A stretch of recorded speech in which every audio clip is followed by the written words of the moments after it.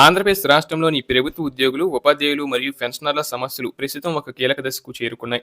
రాష్ట్ర ప్రభుత్వ ఉద్యోగులందరికీ తక్షణమే 30% మధ్యంతర భృతి ప్రకటించాలని డిమాండ్ చేస్తూ కొత్త పీఎస్సీ కమిటీని ఏర్పాటు చేయాలనే ప్రధాన లక్ష్యంతో ఈ నెల 21వ తేదీ నుండి రాష్ట్ర వ్యాప్తంగా నిరవాధిక సమ్మెకు మరియు ధర్నా కార్యక్రమాలకు పీఆర్టీయూ రాష్ట్ర శాఖ పిలుపునిచ్చింది.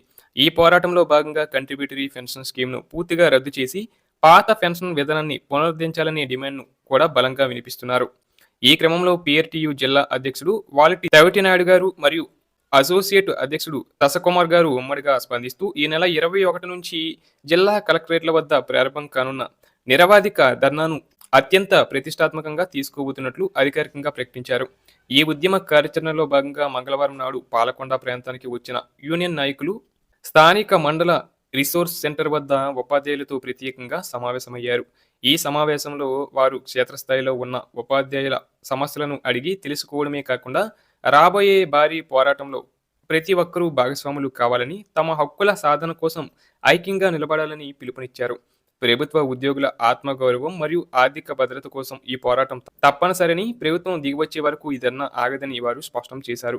నిజానికి రాష్ట్రంలో కొత్త వేతన సవరణ కమిటీ 2023 జూలై 1వ తేదీ నుండి అమల్లోకి రావాల్సి ఉంది. కానీ దురదృష్టవశాత్తు ఇప్పటి వరకు ప్రభుత్వం నుండి ఎటువంటి సానుకూల స్పందన కానీ, ఉత్తర్వులు కానీ వెలువడట్లేదు. గడిచిన కాలమంతా ఉద్యోగులు తమ సొంత జేబుల నుండి పెరుగుతున్న ధరల భారాన్ని భరిస్తున్నారని నాయకులు ఆవేదన వ్యక్తం చేశారు.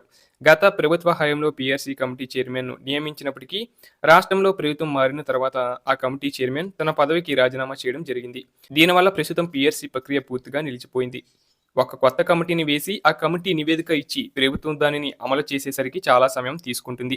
ఈ సుదీర్ఘ నిరీక్షణ కాలంలో ఉద్యోగులు, ఉపాధ్యాయులు మరియు రిటైర్డ్ పెన్షనర్లు తీవ్రమైన ఆర్థిక నష్టాన్ని చవిచూడాల్సి వస్తుంది. కాబట్టి ప్రభుత్వం తక్షణ నిర్ణయం తీసుకొని 30% ఐఆర్ ప్రకటించాలని వారు డిమాండ్ చేస్తున్నారు.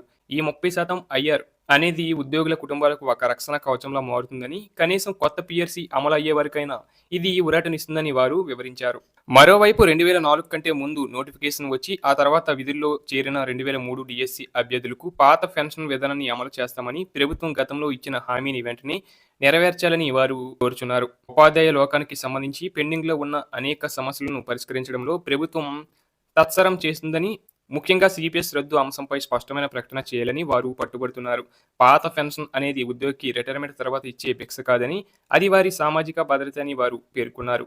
ఈ డిమాండ్లన్నింటినీ ప్రజల్లోకి మరియు ప్రభుత్వం దృష్టికి తీసుకువెళ్లడానికి వీలుగా ప్రత్యేక కరపత్రాలను కూడా ఈ సమావేశంలో నాయకులు విడుదల చేశారు.